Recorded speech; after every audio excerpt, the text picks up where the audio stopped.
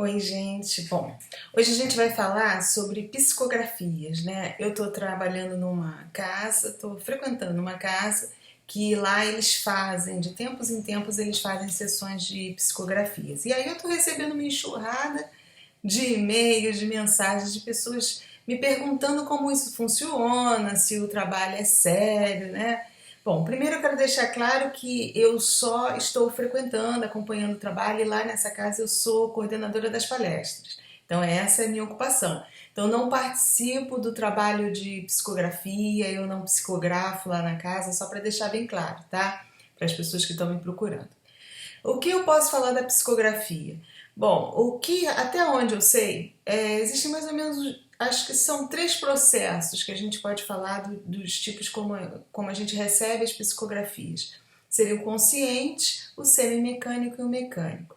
Das vezes que eu recebi algumas mensagens, eu recebia da forma semimecânica, tá? E recebi também da forma consciente.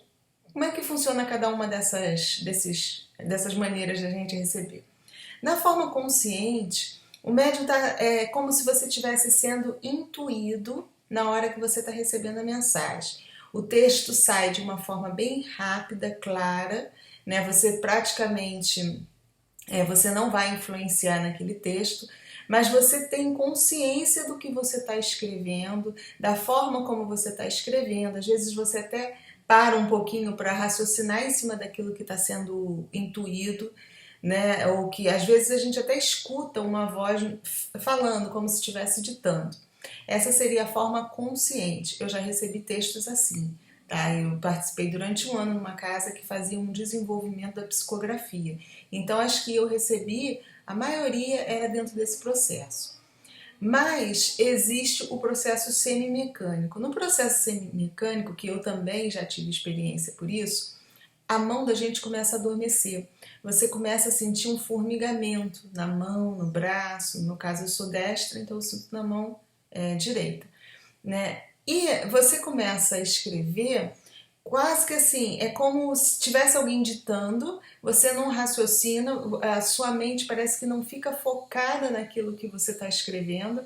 É como se você tivesse alguém editando um texto. Me lembrava muito da época de escola, né? Hoje em dia eu acho que nem sei se as aulas são assim, mas a gente recebia aula de história, então, nossa, eu tinha um professor que adorava editar. Então, ia editando, você ia escrevendo aquilo que você estava ouvindo, sem muito até pensar, você está escrevendo ali. Então, na forma semimecânica, você tem o controle, é óbvio, né? Você vai escrevendo ali, se você quiser parar, você para, você tem um controle dos teus movimentos. Mas você está recebendo a coisa de uma forma assim, quase que você não tem muito a sua participação, tá? O espírito, ele entra na sua mente, você raciocina porque você escuta o texto que está sendo soprado, né, para você, e aí você dá o comando para o teu braço fazer aquilo. Assim, é uma coisa semi-mecânica, como diz, né? Óbvio. Você não está totalmente tomado pelo aquele espírito para você nas tuas ali no teu mecanismo de escrita, né? Você tem controle daquilo que você está fazendo. Apesar de ser uma escrita às vezes muito rápida, tá? Você escreve rapidamente, mas você está acompanhando o que você está escrevendo. Mesmo que você não esteja raciocinando em cima do texto, que é o que acontecia às vezes comigo, né? Eu tive algumas mensagens que foram me passadas assim. As mensagens que eu recebi com o nome de Hilário, né? Vinha assim o texto totalmente intuído e eu escrevia diferente da forma como eu crio os meus textos pessoais, porque eu vou corrigindo, às vezes eu escrevo uma frase e paro, corrijo o que eu escrevi e tal. Esse é o meu processo de criação. Mas quando eu estava intuída pelo Hilário, que ele gosta muito de contar histórias, ele fala por parábolas, então as histórias vinham inteiras, sabe? Eu ia escrevendo, mas eu estava assim, às vezes ouvia alguma coisa me falando, mas às vezes eu achava até que era uma voz interna, só que no final ele assinava como Hilário. Então eu sabia que aquele texto não era criação minha, ou talvez fosse num processo anímico, que isso também pode acontecer, viu, gente? A gente, através desse processo de psicografia, você às vezes consegue se comunicar com as outras personalidades que você já viveu, porque nós já vivemos diversas personalidades em outras reencarnações. Então, muitas vezes, a gente consegue resgatar conhecimento, coisas que ficaram lá no passado. E aí você traz através desse processo consciente da psicografia, tá? E no semiconsciente, como eu falei, muitas vezes estão nos soprando texto, então passa pela nossa mente, passa pelo nosso crivo e a gente tem o comando da mão.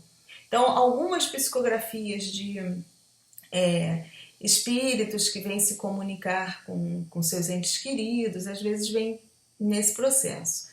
Mas essa comunicação com os entes queridos, com as pessoas que estão desencarnadas, elas são mais comuns no processo mecânico, totalmente mecânico do médium, aonde o espírito se acopla através dos nossos chakras, ele toma conta dos nossos movimentos e vai escrevendo, você não tem controle da mão. Há relatos de médiuns que às vezes estão conversando com outras pessoas, falando sobre outros assuntos e está ali escrevendo, mecanicamente. Ele não está raciocinando, o processo não está passando pela mente dele. É um processo puramente físico, de compatibilidade energética daquele espírito comunicante. Ele conseguiu se acoplar a esse corpo físico para fazer esse tipo de trabalho. Não vão pensar em possessão, gente. Por quê? Geralmente esse tipo de trabalho é feito dentro das casas espíritas, há uma proteção, há espíritos tomando conta ali do processo para que realmente não ocorra aproximação de espíritos zombeteiros, há uma certa coordenação do trabalho, os espíritos dos desencarnados queridos são trazidos ali naquele ambiente, como aqui, né? Tem fila, tem senha, tem tudo para poder falar, eles organizam todo esse processo para que as mensagens possam ser trazidas de uma forma tranquila e dentro de uma certa ordem, né? Então é feito esse trabalho assim. Por isso que não é aconselhável a gente brincar de psicografar, chegar em casa e ficar escrevendo, porque às vezes a gente não está bem acompanhado, você não sabe qual é o espírito, se houver uma compatibilidade, se você estiver vibrando na mesma frequência daquele espírito, ele pode realmente se aproximar e fazer todo o processo de maneira que você vai escrever ali mecanicamente. Às vezes, espíritos obsessores podem fazer isso para te passar mensagens ruins. Então vamos ficar ligados, tá? Não vamos fazer isso em casa como brincadeira, a coisa é séria. É um processo real que existe essa possibilidade de comunicação e os espíritos utilizam as pessoas que têm essa aptidão, que tem essa facilidade, que tem essa configuração, que é a palavra que eu gosto de usar, que facilita esse tipo de acoplamento para transmitir a mensagem necessária.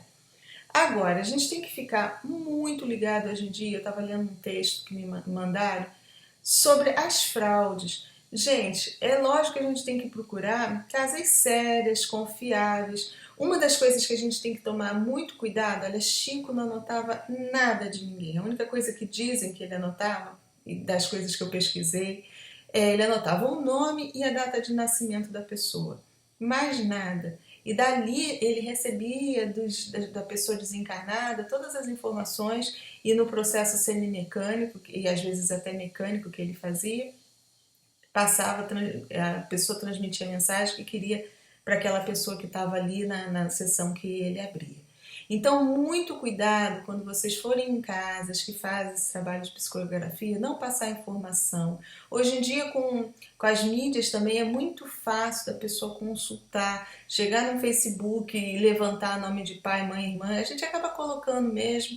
Então, a gente tem que ficar ligado nisso, nas fraudes em si. Existem médios que fazem isso por dinheiro, né? Porque a gente sabe que tem casas que cobram e quando não cobra pelo trabalho feito de psicografia, há toda uma indústria, um comércio por trás, às vezes vendendo santinho, vendendo água benzida, vendendo mil e uma coisas que a gente sabe que tem por aí. O ser humano a gente já conhece, né? Então, às vezes, por interesse, a pessoa faz esse tipo de coisa.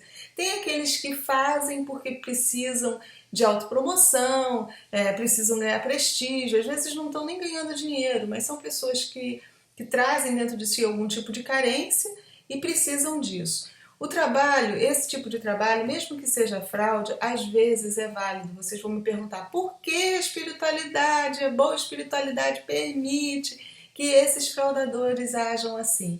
Porque nós ainda estamos muito engatinhando, nós ainda somos muito criancinhas espirituais. Então, muitas vezes, o que acontece? Dentro daquela nossa dor de saudade de um ente querido, muitas pessoas ficam completamente paradas, não conseguem fazer nada na vida. Imagina a dor de uma mãe que perde um filho, né? De um pai que perde um filho, você perder uma pessoa querida, às vezes estanca a sua vida. E aí, ao você entrar numa casa dessa, mesmo que seja dentro de um processo fraudulento, né, aquela carta às vezes vai te trazer um certo conforto, né, mesmo que não seja real, porque a gente ainda precisa da ilusão aqui nesse mundo que a gente vive. Não são todos. Né? Algumas pessoas já estão despertas, conseguem lidar melhor com o sofrimento, com as adversidades, mas a grande maioria não consegue. Então a espiritualidade até permite para que aquela pessoa possa continuar caminhando, mesmo que aquela mensagem não seja verdadeira, tá? Então, e não nos cabe julgar. Então, às vezes o trabalho daquela pessoa está sendo útil para um montão de pessoas, mesmo dentro de uma mentira. É óbvio que quando o mal começa a ganhar do bem, né? No caso, uma pessoa que começa a ganhar muito dinheiro em cima disso e ela só está mesmo com má intenção, a própria espiritualidade ao redor dela vai começar a destruir o processo, ela vai acabar sendo desmascarada, como de vez em quando a gente vê um médium ou outro sendo desmascarado, né? Mas faz parte do processo. Então, aquelas pessoas que receberam conforto, às vezes naquele momento de desespero da vida, entraram naquela casa e receberam aquela mensagem, acreditaram que aquela mensagem era realmente verdadeira, levantaram suas vidas, conseguiram se reerguer. Então o trabalho é abençoado de certa forma, né? É deixado que continue pela necessidade das pessoas que estão lá procurando. Tá? Essa é a explicação que eu recebi quando a gente vê realmente pessoas fraudando, pessoas não sendo corretas. Gente, tudo tem um propósito. Às vezes a gente acha que pra gente está fazendo mal, mas está fazendo o bem para muitos outros. Então a gente tem que saber, não é o meu caminho, tá? Aquilo não serviu para mim, mas está servindo para outras pessoas. Então não nos cabe julgar, só se afasta, tranquilo, deixa para lá, que na hora que for necessário, na hora que a espiritualidade achar, bom, agora está prejudicando mais do que está ajudando, a coisa vai ser estancada, tá? Então fiquem tranquilos com isso. Vocês podem ver o trabalho do que aconteceu com o João de Deus. Né? Quantos anos ele veio fazendo aquele trabalho, ajudando um monte de gente. Mas no momento que ele começou a prejudicar mais do que auxiliar, de alguma forma o trabalho foi brecado. E é assim que acontece. Então a gente tem que ter esse tipo de cuidado, né? Você que é um pouco mais desconfiada, você que preste atenção para não abrir a sua vida. Não... Geralmente essas casas fazem um tipo de entrevista antes, e aí você acaba soltando o seu problema. Então não se abra, sabe? Se você quer participar de uma sessão dessa, vá, não fale nada, fique aguardando lá, esperando para ver se realmente vai chegar uma mensagem para você, mas sem haver interferência, né? Sem haver a possibilidade de ter algum tipo de fraude, tá? No caso de você ser desconfiado, né? Porque eu volto a falar, tem muita gente que acaba sendo auxiliado com esse trabalho, mesmo não sendo um trabalho verdadeiro. Porque às vezes o médium também, pela própria carência dele, da necessidade dele ter prestígio, tudo, ele se dedica muito a isso. Né? Ele escuta as pessoas, ele acaba fazendo um trabalho de psicólogo, as pessoas vão lá, choram, conversam com ele também está ajudando ali, ele está disponibilizando o tempo dele para fazer isso. E às vezes ele não ganha financeiramente, ele quer ganhar só reconhecimento. Então a espiritualidade fecha os olhos para isso, porque vai ajudar as pessoas, e aí deixa o barco ir tocando até a hora que eles acharem que está prejudicando, né? Então, É o papo da psicografia que eu tinha para falar com vocês. Realmente é um fenômeno possível, real. Existem médios que realmente eles não sabem de nada, eles não te perguntam nada. Você entra na casa lá onde eles vão fazer o trabalho sem falar nada, sem preencher nenhuma ficha e a mensagem é recebida. E outra coisa, geralmente esse tipo de trabalho, quando ele é genuíno, quando ele é verdadeiro, o médium psicografa na frente de todo mundo. Geralmente, as sessões de psicografia, ele vai recebendo as mensagens e vai passando para as pessoas. Né? Essas cartas que já vêm prontas, a gente também, às vezes, fica um pouco em dúvida, mas, é o que eu disse, pode ajudar pessoas que estão precisando acreditar nessa mensagem. E muitas vezes o médium também ele está sendo intuído a ajudar aquela pessoa daquela forma, tá? Então, de todo jeito, gente, o trabalho é necessário. Mas a gente tem que ficar ligado, porque às vezes também a mensagem não é boa. É complicado, eu sei que é complicado. O ideal seria que todas as mensagens fossem verdadeiras, né? Que as casas fossem realmente corretas, que não usassem de artifícios para enganar ninguém. Mas a gente está lidando com o ser humano, então complica tudo, né? Mas não nos cabe julgar, tá bom? A gente só observa, vê o que está acontecendo e confia que na hora que a espiritualidade disser, olha, não dá, com certeza vai parar, tá? Enquanto estiver ajudando pessoas, estiver trazendo conforto, o trabalho é válido, tá bom?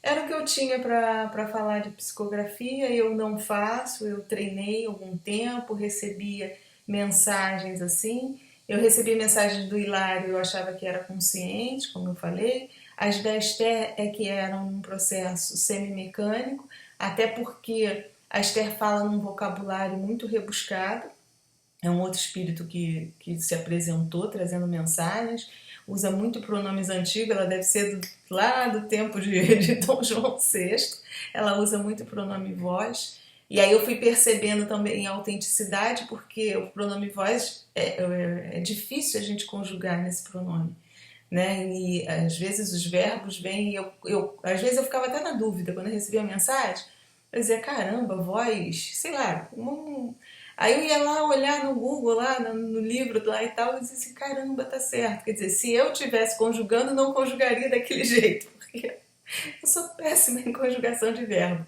E aí aquilo foi invalidando as minhas experiências. Né? Eu fui vendo que realmente eu recebia a aproximação de um espírito chamado Esther, tem um bom tempo que ela não conversa comigo, e que ela passava mensagens bonitas num processo semi-mecânico, porque eu ia escrevendo, não passava pelo meu crivo, tá? Não passava pela minha mente, ia direto assim, mas eu estava consciente do que eu estava escrevendo, porém não estava interferindo, tá bom? Bom, era o que eu tinha para falar para vocês sobre psicografia, acho que eu trouxe um pouquinho mais de informação. Mais uma vez, muito obrigada e fiquem com a luz.